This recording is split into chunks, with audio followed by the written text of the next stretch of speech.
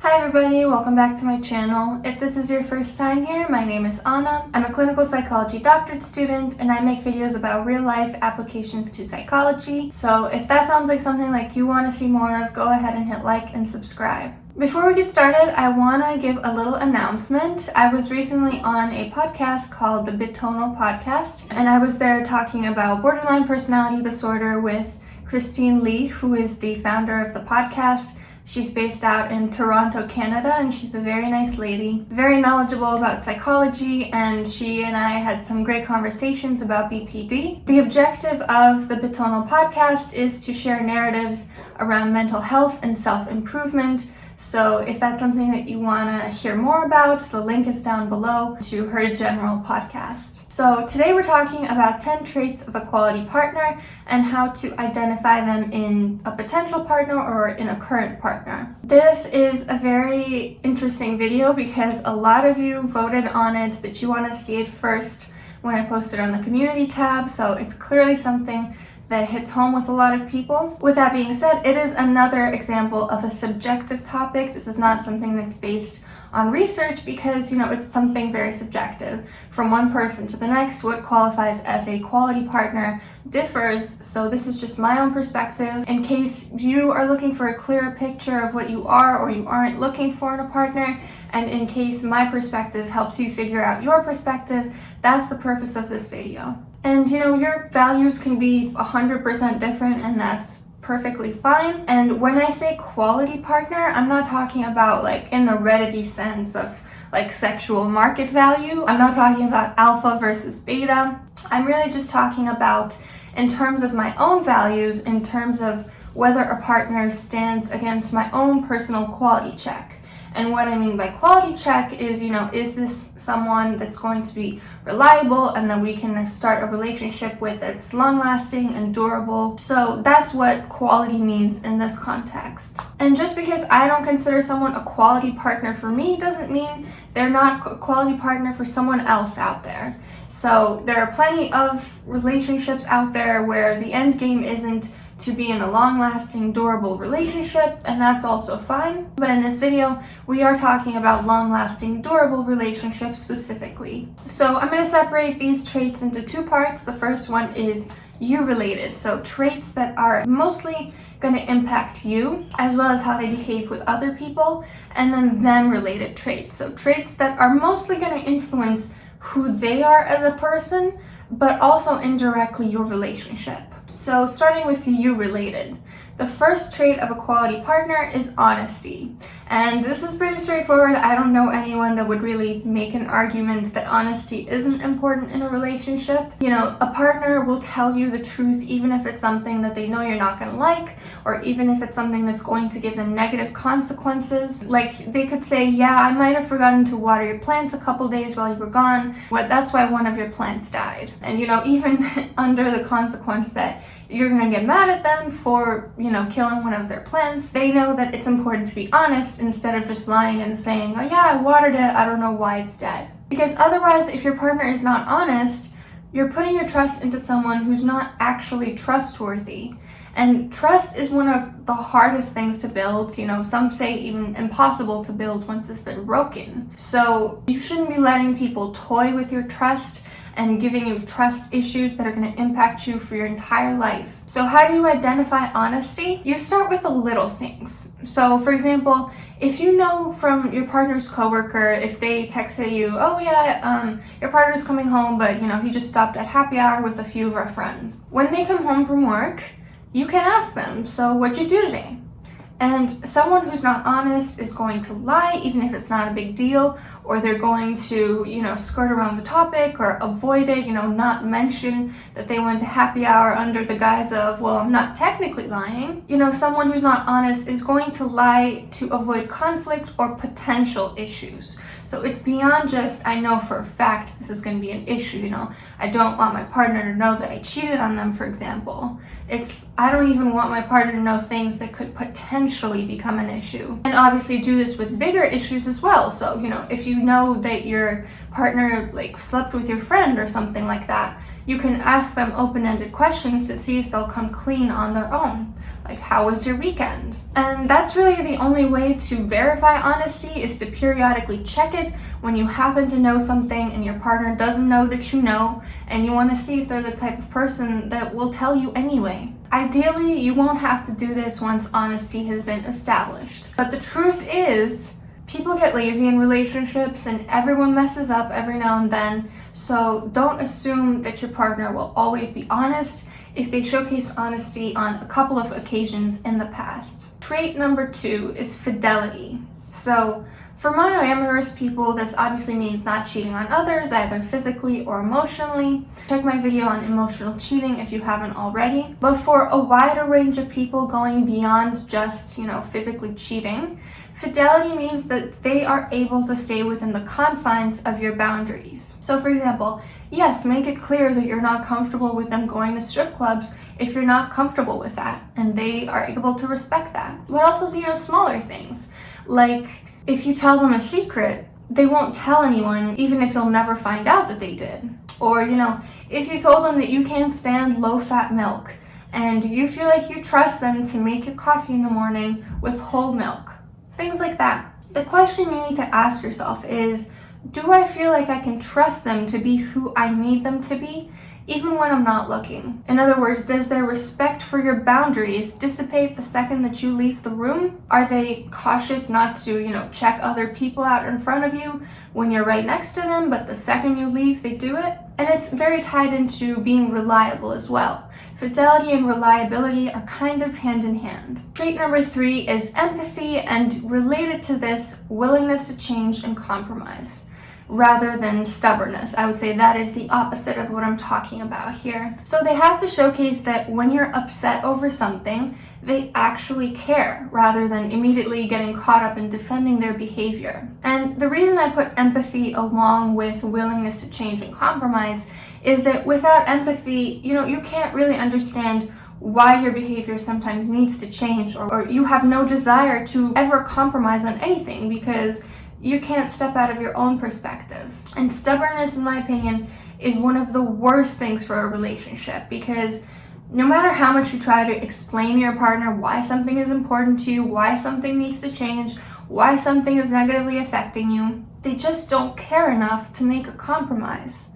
They just don't care enough about your feelings, how their behavior is affecting you, more than they care about, their own behaviors and their own freedom to do whatever they want. And it should never just be one person constantly compromising and you never reciprocating. No, of course not. It can drive you wild to be in a relationship with someone who thinks they never have to change, who doesn't ever seem bothered at all with their actions causing you pain. So how do you test for empathy or willingness to compromise? If you're in a heterosexual relationship, see how your partner reacts to you asking them to leave the toilet seat up versus down. In reality, it's not a big deal, but it's a red flag if they're extremely unreceptive to such a small request. A different, more inclusive example is asking your partner to switch which side of the bed each of you sleeps on. If there's no pressing reason for them to need to be on that side, like, if they have a urinary issue and their side is closer to the bathroom, then it shouldn't be impossible to convince them.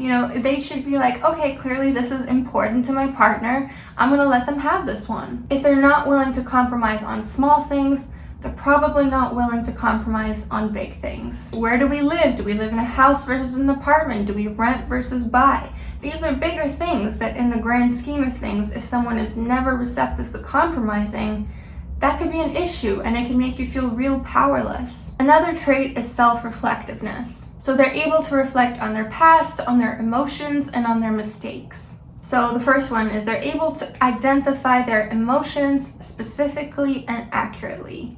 And when I mean specifically, I don't mean just, I feel bad right now or I feel sad.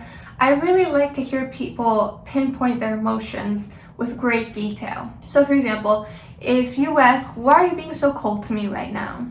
Someone with an inability to self-reflect might say, I don't know, and give you the silent treatment, while someone who's in touch with their emotions might say, I was hurt by what you said to me earlier about me never doing house chores. It makes me feel underappreciated when I work really hard to keep this home nice for us. Very specific, very in touch with their own emotions. Another one is able to reflect on their past and the role of causality in their past.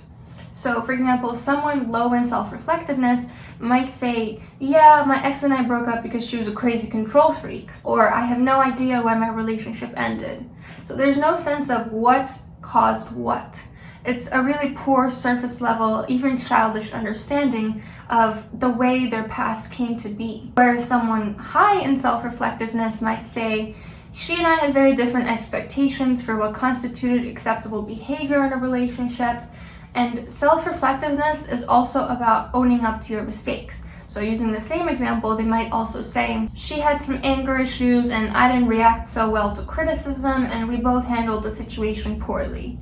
Versus someone low in self-reflectiveness might say, my ex was a psycho, that's why we broke up. Why you want your partner to be able to be self-reflective is so that the past doesn't repeat itself, so that they learn from their mistakes, so that their inability to get in touch with their emotions doesn't negatively affect you. So, I think the example I just gave is a really good way of seeing how self-reflective someone is. So, asking them, why did your last relationship end, for example? Another trait of a quality partner is, of course, respect. So a few of you have asked for a video on respect in relationships, and I found myself a little bit stumped on how to even describe respect. I found a couple of definitions. So one of them is a deep admiration for someone as a result of their abilities, qualities, achievements, and so on. And I don't completely agree with this one.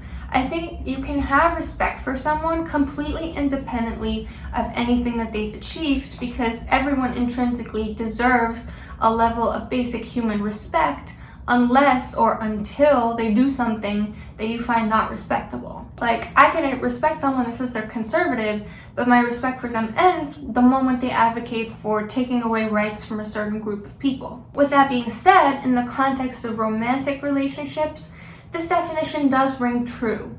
So you should feel admiration for your partner because you shouldn't be with someone that you don't admire. But I do think that admiration is kind of a step forward from respect anyway. Respect is more basic level, admiration is more next level. The second definition of respect that I found was consideration for the wishes, rights, or traditions of others. So this is more in line with what I was defining it as, that everyone has an innate right to be respected for the things that make them human. So making sense of all these definitions, how do you identify whether your partner or potential partner has respect for you? You can ask them for advice on a topic. For example, my classmate isn't putting in the work on a project that we have. Someone who does not respect you, they might play the devil's advocate. They might try to question, well, what did you do wrong? Or I think you're interpreting this the wrong way, even when you gave them no reason to really suspect that you had done anything wrong. Whereas someone who respects you will assume that you did nothing wrong because you are generally a person of principle, and they will get defensive over people screwing you over. They will get mad for you. They're not going to make you more mad at the situation. A more high-risk way of seeing whether someone respects you is to say something that you know is going to hit a sensitive chord. And I don't really recommend this because it could damage the relationship, but if you're already getting the sense that this person doesn't respect you, it might be worth a try. So when you make them angry, when you kind of say something that pisses them off, do they start to speak to you in a disrespectful way? Do they raise their voice, name call, insult you, yell at you? Because those things should never exist in a healthy relationship, and it shows that they don't respect you. Another trait of a quality partner is calm or chill. And when I say chill, I don't mean that they don't have an opinion on anything or that they're just, in bed smoking weed every day. No, that's not my definition of chill. My definition is that they're not going to scream at you over little things or, get preoccupied with image and glory and so on. Things that are just not chill to do in my books. Like if a partner were to get angry with me because for some reason they felt slighted, then that would not be something very chill in my opinion. To yell at someone because, they said something in a conversation with someone else that made them feel emasculated, for example. So, one thing that I really admired about my grandpa was how calm and chill he was. I told him this in every single card. No matter how rude someone was, he never raised his voice. He just kind of sat there calmly and said, well, that's not very nice. And in a past relationship, I remember I once used the phrase, my heart just skipped a beat. And my partner started yelling at me because apparently he had a relative who had a condition characterized by that. And in retrospect, I assume they were talking about arrhythmia, which is not at all the same as your heart skipping a beat. It doesn't skip a beat, it just beats irregularly. But my point is, you shouldn't be walking on eggshells around your partner. And how do you check for this? Take note of something your partner asks you to do. So for example, put the forks upside down in the dishwasher and do it the wrong way one time. I'm not saying actively piss them off. I'm saying, make a little mistake every now and then. How do they react? Do they flip out and start screaming at you? Do they go into a rage? Do they make you feel like a failure? If yes, they're probably not very chill. Another trait is supportive. So they're devoted not only to their own growth and learning, which I'll get into in a moment, but also they encourage you to do your own growth and learning. So they're happy for your achievements and they don't feel threatened by you. For example, when I was applying to colleges, my partner at the time got mad at me because he didn't think I had a right to apply to BU because he was also applying there and he considered that he wanted to get in there more than I did and that I was taking away the spot from people who actually wanted it. And first of all, I think I would have loved to go to BU, but it was never a valid concern to raise. And second of all, it shows insecurity. So if someone can't be happy for you or treats you like a rival, it's probably because they don't think they can keep up with you. And think about it. Why would you be worried about me taking your spot at a college if you feel confident that you'll get in on your own merit? So how do you check for supportiveness? You take up a new endeavor and see how your partner reacts. So for example, when I started this YouTube channel 3 months ago, my partner was so excited for me. He was helping me figure out how to use the Premiere app. He was making good thumbnails for me, giving me suggestions, telling everyone in his life about my channel. That's a sign that someone is supportive. But if they're not supportive when you try something new, they might say something like, is this really the right time to do this? Won't you feel bad if you fail at it? I don't think you've thought this through completely. Pretty good indication this person is not supportive of your dreams. Now let's talk about the traits that are more them related but still have a big impact on you. So the first one is discipline, and I think discipline goes hand in hand with self-control, with motivation, and with hard work. I would really clump all 4 of these together because they all show the ability to control one's behavior, either by increasing certain behaviors like studying a lot, or by decreasing certain behaviors like, drinking. So signs of a disciplined partner, they have a daily routine. So for example, they wouldn't be waking up at noon during, summer break or when they are unemployed because they have a reason to get up either way. They have things that they need to get done during the day. Another one is they're able to withstand pain or stress without collapsing under the pressure. So they're able to finish that workout class even if it hurts. They're able to study for a difficult test without begging the professor for an extension. They also want to be as good as possible at what they do. Whatever that may be, it could be that they are looking for that promotion at work. They want to make sure they're learning as much as possible about their field. They don't take shortcuts. And also they make healthy life choices. So, quitting smoking, saying no to a drink if it's not a good idea that day, saying no to drugs. And here, I'm not saying that, someone can't be a smoker or a drinker or have other vices. Only that they have the ability to control themselves when they want to. And this is very murky because, a lot of addicts say, well, I could stop this if I wanted to, but in reality, that's not true because they kind of want to stop and it's not working. So how do you check for this? Watch whether they're able to say no to things that are bad for them when they clearly want to say no. So not necessarily when they want to enjoy something unhealthy for once. If you're out at a restaurant and they order the most fatty food, that's not a red flag. But when they do want to stop, when they say no, I'm not going to eat this, I'm on a diet, they should be able to say no. But the thing is, health is not for everyone, and most people value their health, but a lot of people value other things over health, like adventure, excitement, happiness, love. So it's not always about making healthy choices. It's about being able to make the choices that you want to make and being able to say no to yourself when necessary. Another important trait is independence or self-sufficiency. So there's a big trend on social media of labeling housework as feminine lately and saying that women are the ones who should be in charge of things like dishes, laundry, cleaning, cooking. And I think this is offensive to men and women. It's offensive to women because obviously it equates our job with that of slaves.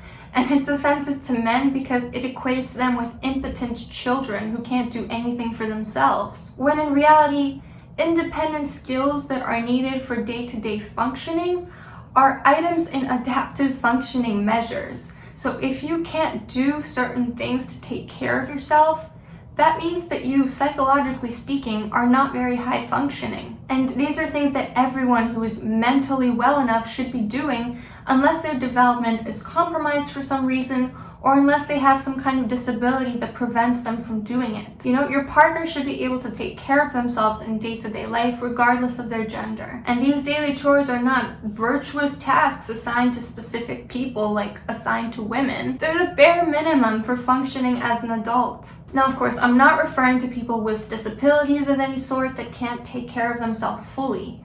It should not be a criteria for you to not date someone with a disability, of course not. What I'm talking about is that as long as someone is an adult and they do have the means to be independent, that they actually are, that they're doing the most possible to take care of themselves, that they're not putting their independence into someone else's hand. And, you know, getting into a relationship with someone who doesn't know how to do things like budget, cook, pay the bills, set up Wi-Fi, set up a credit card, and keep their living space clean. If there's no mental or physical impediment to them doing these things, it's a recipe for disaster because it sets you up to do twice the amount of work. And the thing is, I'm not saying they should be able to do everything because, for example, like I don't know how to set up Wi-Fi, I don't know how to set up a credit card or how to budget, but I can do other things. I can cook, I can clean. So it's not about, you know, everyone being able to do everything. Of course, in a household, you should be able to kind of split it up half and half. What are each of you good at? But I'm saying they shouldn't be completely reliant on someone else for things that require doing in everyday life. So how to verify if your partner is self-sufficient is pretty straightforward. You look at their living space. Are there empty food and drink containers all over their coffee table? Do they have rats or insects? Is their bathroom despicable? Do they never clean? Do they forget to change the sheets after more than a month? Do they have piles of laundry everywhere? Are they incapable of cooking anything? And the thing is, I used to be one of these people living in a shithole. I used to have laundry everywhere and, you know, empty containers everywhere. And it was a reflection of my mindset at the time. I was not doing well at the time. So if you see someone's living space and it looks like this, yeah, they could be going through something, but it could be that they're not in a place where they're able to hold a relationship right now. Another important quality is confidence. So insecurities are okay and we all have to deal with them because, you know, look at the society we live in where we have these photoshopped, face-tuned images and everyone's supposed to be perfect. But we deal with them through self-improvement rather than by lashing out at others or wallowing in our shame or turning into a covert narcissist. Remember that confidence is somewhere in between insecurity and narcissism.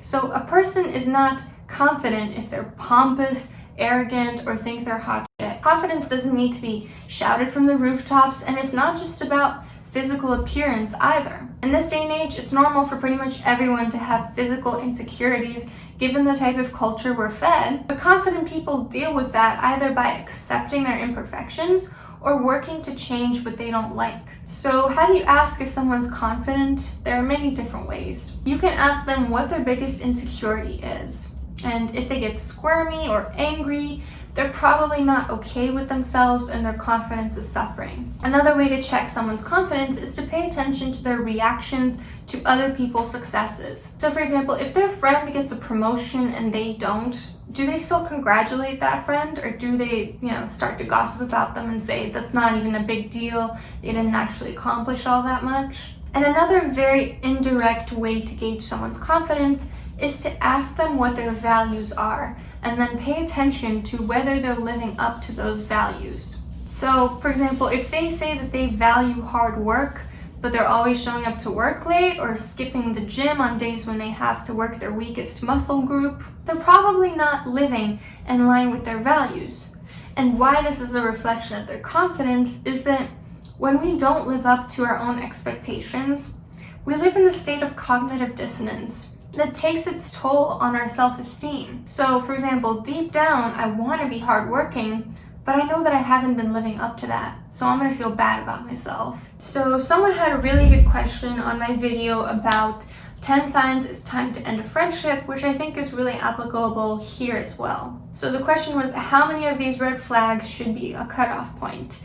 If someone has one or two of these, or the opposite of one of two of these, because these are positive traits that we talked about. For example, if they're always honest, but they're not very disciplined, is that a deal breaker? And look, I know that there is not a single person in this world who is perfect, but as some of their defects start to make themselves known, you should be able to at least partially solve them. So for example, if your partner lied to you in the past, but they came to realize why it was wrong and now they don't do it anymore, I think that's okay. I think the biggest impediment to working through these things is if the person is not willing to change or compromise, then you are pretty much guaranteed to have certain issues for life. So in my opinion, stubbornness is the biggest deal breaker because it is by definition something that doesn't change and something that gets in the way of their improving over time. But everyone has their different threshold for what they consider to be time to break up with someone. For me personally, I think 1 to 2 of these things are okay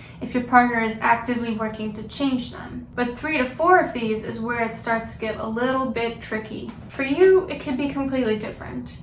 You might think that this is the bare minimum for a partner and that you shouldn't accept any flaws that I just mentioned. For others, the threshold might be higher, like 5 of these means it's time to break up. The only issue is the more you tolerate from your partner, the more you are compromising on your own values and in doing so, sacrificing your own confidence. So you shouldn't let it get that far. Let me know what you think about the qualities that I just listed, and don't forget to hit like and subscribe, and I hope you have a great day.